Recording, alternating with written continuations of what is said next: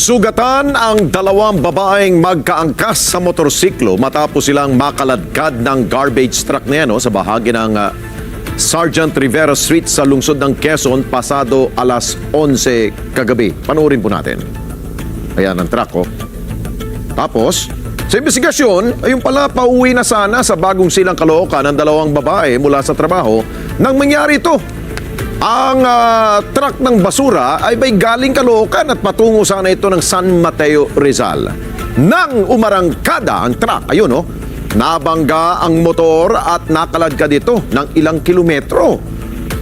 Pakinggan natin.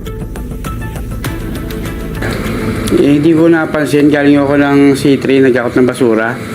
Tapos magtatapon ako sa San Mateo. Stop po kami nung time na yun. May sinusundan akong trailer.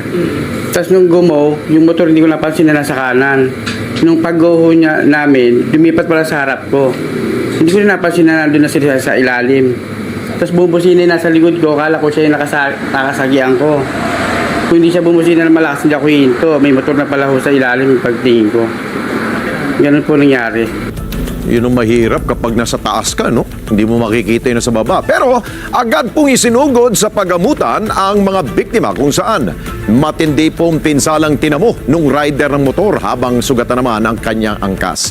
Mananatili sa kustodiya ng QCPD Traffic Sector 1 ang driver ng truck, yung nakita ninyo, yung nagpapaliwanag, at inaantay posibleng pagsasampa ng kaso kung meron man laban sa kanya.